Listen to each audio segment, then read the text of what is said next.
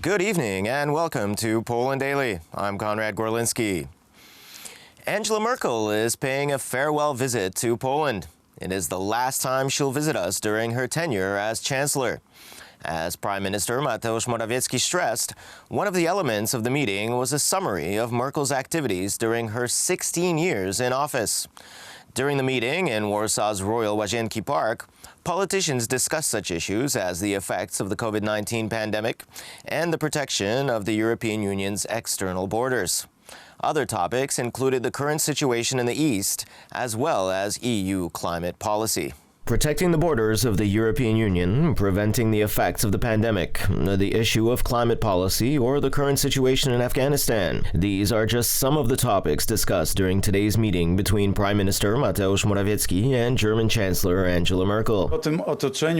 We talked a lot about the international environment and security. We are well aware that the situation has changed dramatically in the last few weeks in connection with the departure from Afghanistan. The recently completed Nord Stream 2 gas pipeline has cast a shadow on the meeting, however. Poland considers it damaging to the country's security. Our ultimate goal for Ukraine is to continue to be a transit country for Russian gas after the expiry of the agreement in 2024. Angela Merkel lied when she said that the transit of Russian gas through Ukraine would continue. That does not depend on Angela Merkel, but on Vladimir Putin. This is Angela Merkel's last official visit to Poland as head of the German government. And now that Joe Biden isn't objecting to building a European superstate, I would say that we are dealing with Brussels' legal and financial aggression, as well as ideological aggression, because it is precisely the ideology of gender that is being used in this attack on the Polish government and local government. Originally, the German Chancellor also planned to meet with President Andrzej Duda, but the German failed to inform the Polish president's chancellery. Polish diplomats considered it a faux pas and declined to change President Andrzej Duda's schedule. The Germans are trying to conduct such a policy of supremacy towards Poland. Angela Merkel's visit to Poland can be read as part of a series of farewell tours to capitals important to Berlin. So far, the outgoing German Chancellor has visited London, Washington, Moscow, and Kiev. Israel and Paris are still on the agenda.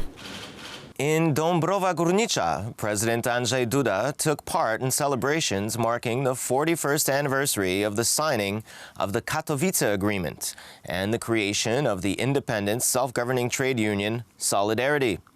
During the ceremony, the president took the opportunity to award national decorations. Powstał jeden samorządny związek zawodowy Solidarność. A single self-governing trade union, Solidarność, was created, bringing together 10 million Poles. It is probably the largest such social movement in the history of the world. That was the essence of that change, but the strikers made it more specific here.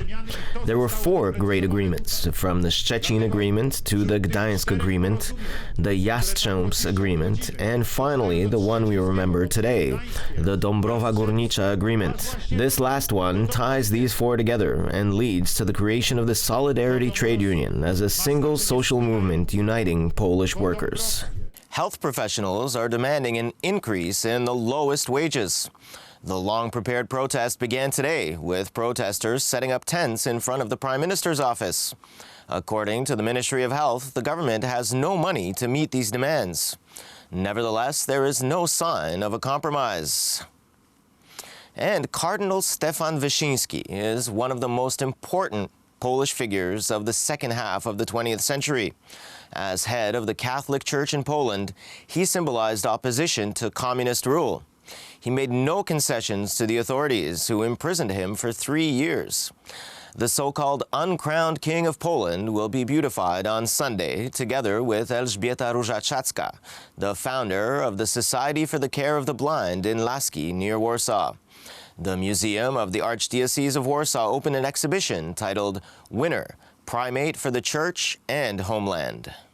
Polish Cardinal Stefan Wyszyński, a towering figure of Polish religious freedom who was persecuted by communist authorities during the Cold War, is to be beatified in Warsaw on Sunday. Beatification is one of the final steps in the process that can lead to sainthood. Mother Elżbieta Różaczewska, founder of the Franciscan Sisters Servants of the Cross, is to be beatified alongside Cardinal Wyszyński. The revered icon of his country's resistance to communism spent 3 years in prison or under house arrest in the early 1950s during repression of religion by the authorities. In 2019, the Vatican approved a decree recognizing a miracle attributed to Wyszyński, who died in 1981 and was very close to Pope John Paul II, also a Pole. Zdecydowanie większość Polaków. Most Poles had no chance to meet Primate Stefan Wyszyński, and the great works of his life are overshadowed by the sensational pontificate of John Paul II. If young people today are interested in the history of this period, it is above all in the figure of the later Pope, Karol Wojtyła. In the exhibition devoted to Wyszyński, you will find objects that were present when he lived and worked here. We even have his passport, with which he was sent to the Second Vatican Council.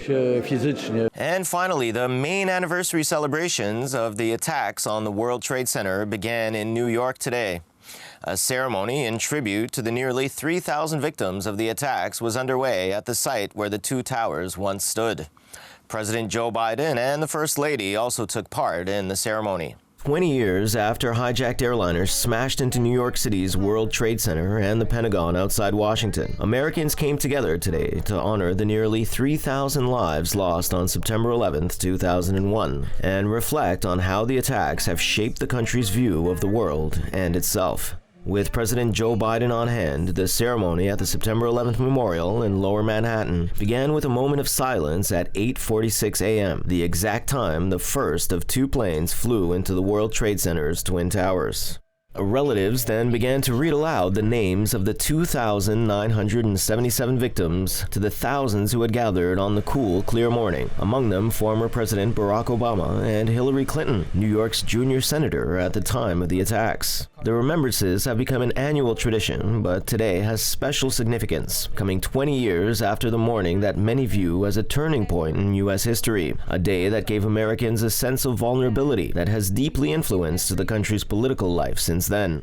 In a painful reminder of those changes, only weeks ago, U.S. and Allied forces completed a chaotic withdrawal from the war the United States started in Afghanistan in retaliation for the attacks, which became the longest war in U.S. history. At sunset, 88 powerful light bulbs will project twin beams 4 miles into the sky to mirror the fallen towers. This year, buildings throughout Manhattan, including the Empire State Building and the Metropolitan Opera, will join the commemoration by illuminating their facades in blue. And Bruce Springsteen sang "I'll See You in My Dreams" at the 20th anniversary ceremony. With an acoustic guitar and harmonica, Springsteen performed his song before an audience of family members of those who lost their lives in the 9/11 attacks, as well as dignitaries. In New York City, on a clear, beautiful day similar to the weather 20 years ago, relatives read a list of the people who died at the towers. Biden, head bowed, did not make remarks. Rudy Giuliani, who was the mayor of New York at the time of the attacks, also attended the ceremony. As always, thanks for tuning in this evening, and I hope you have a lovely Saturday night.